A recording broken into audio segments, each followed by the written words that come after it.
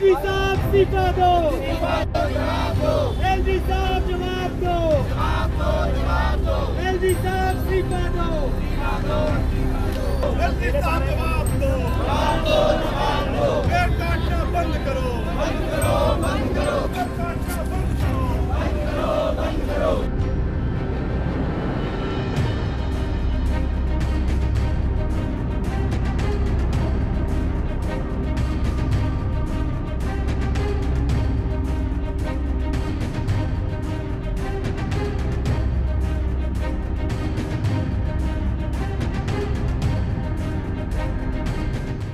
देखिए, पिछले 2 महीने में देश की सबसे बड़ी अदालत सुप्रीम कोर्ट बार बार पूछ रही थी कि डीडीए ने किसके आदेश पे गैर कानूनी ढंग से 1100 पेड़ काटे।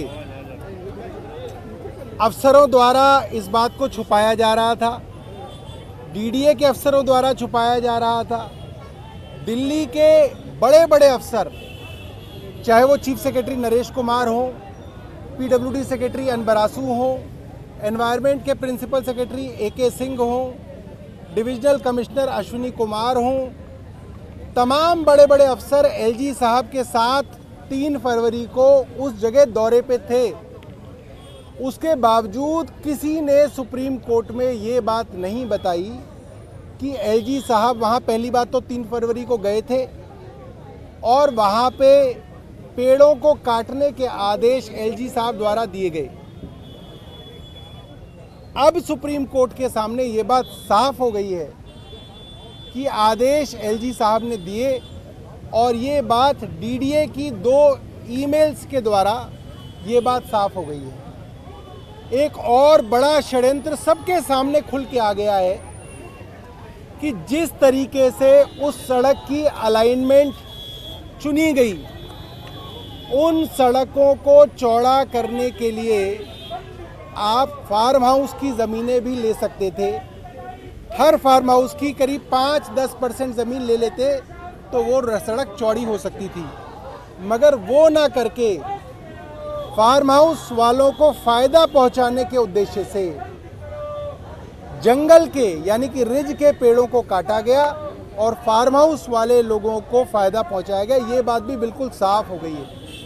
यूटीपैक की डिज़ाइन आज भी यूटीपैक की वेबसाइट पे पड़ी हुई है, उस पे देख सकते हैं कि इसके अंदर भारी गड़बड़ी की गई है।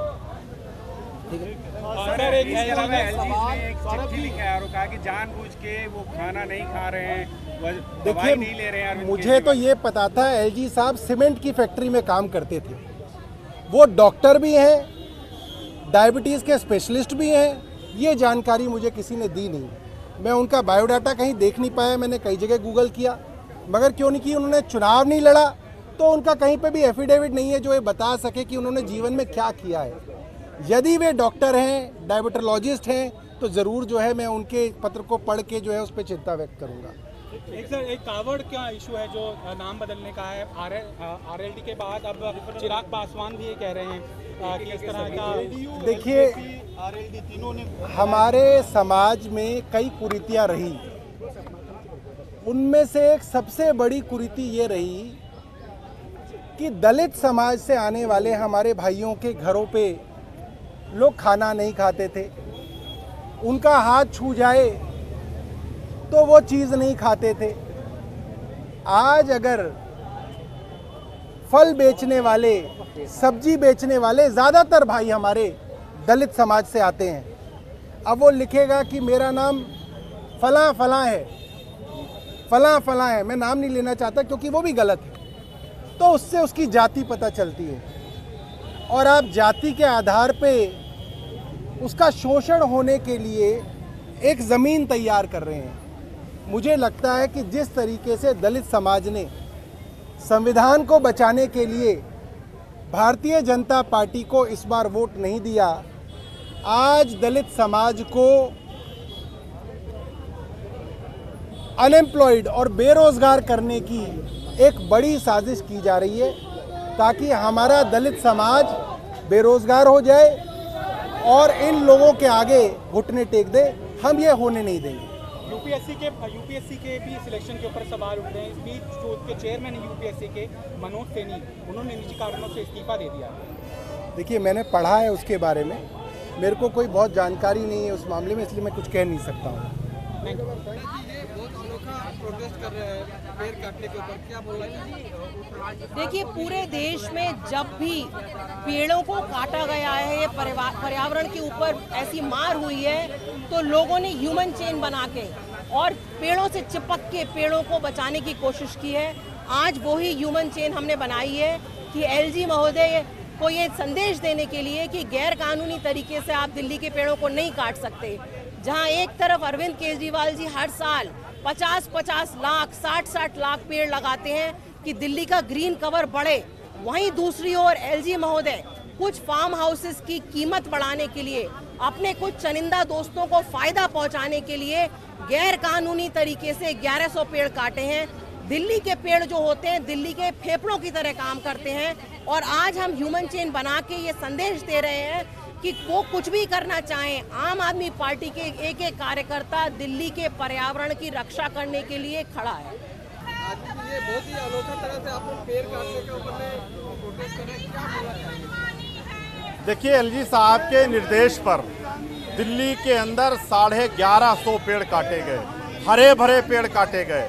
एलजी साहब ने दिल्ली के अंदर कुछ पूंजीपति फार्म हाउस के मालिकों को बचाने के चक्कर में दिल्ली की सांसों को काटने की कोशिश की है। आज आम आदमी पार्टी के लोग यहाँ पर इकट्ठा होकर ज़बरदस्त विरोध प्रदर्शन कर रहे हैं, ह्यूमन चेन बना करके ये मैसेज देना चाहते हैं कि एक तरफ दिल्ली की सरकार पौधा वितरण का काम कर रही है, वृक्षारोपण का काम कर रही है, प्रदूषण से कैसे दिल्ली के लोगों को बचाया जाए उस पर लगातार प्रयास और काम कर रही है। वहीं दूसरी तरफ एलजी साहब ने दिल्ली की सांसों को रोकने के लिए 1150 पेड़ कटवा दिए, जो निहायत ही शर्मनाक है, निहायत ही निंदनीय है। आम आदमी पार्टी के लोग, दिल्ली के लोग एलजी साहब से ये जवाब चाहते हैं। हर मुद्दे पर बढ़ चढ़कर जोर जोर से बोलने वाले एलजी साहब आखिर खामोश क्यों हैं? दिल्ली वालों को बताएं कि आखिर उन्होंने दिल्ली की सांसों को क्यों रोका, आखिर 1150 पेड़ क्यों काटे? क्या बोलना चाह रहे हैं आप? देखिए, पेड़ बेज़बान होते हैं, हालांकि पेड़ मुस्कुराते भी हैं, सांस भी लेते हैं, और पेड़ आपको बहुत सांसें देते हैं, मुझे बहुत सांसें देते हैं। एक पेड़ 3 पीढ़ियों को फल देता है, ऑक्सीजन देता है, छाया देता है। और सब जानते हैं कि पूरे नॉर्थ इंडिया में, वैसे तो पूरी दुनिया में, लेकिन नॉर्थ इंडिया के अंदर प्रदूषण का कितना बुरा हाल है। एक तरफ दिल्ली की केजरीवाल सरकार लगातार पिछले 9 सालों से, जब से पावर में है, लगातार पेड़ पे पेड़ लगाई जा रही है, और जितना हमारा लक्ष्य था हम उससे आगे चल रही है। आप देखिए, दिल्ली की हरियाली आप देखेंगे तो जितने महानगर हैं उनमें सबसे ज़्यादा है, और हमने उसके ऊपर लगातार काम किया है। और दूसरी तरफ मोदी सरकार के नुमाइंदे एलजी साहब, वो एक सेंसिटिव जोन में जाते हैं, और वहाँ पे जाने के बाद में वहाँ का मुआयना करते हैं, और उसके बाद में 1100 पेड़ों को वहाँ पर काट दिया जाता है। आप बताइए, तो जीव हत्या है। आने वाले बच्चों को हम क्या देने के लिए जा रहे हैं? अब इसके लिए पेड़ क्योंकि बेजुबान है, वो खुद नहीं बोल सकते, तो आम आदमी पार्टी के कार्यकर्ता, विधायक, पदाधिकारी इस तरीके से पेड़ बन के खड़े हुए हैं, आरी हाथ में है, भाई सीधे ही मार दो ना लोगों को। इस तरीके से मुझे लगता है कि ये पूरा जीव हत्या का मामला बनता है, इससे छोटा मामला नहीं है।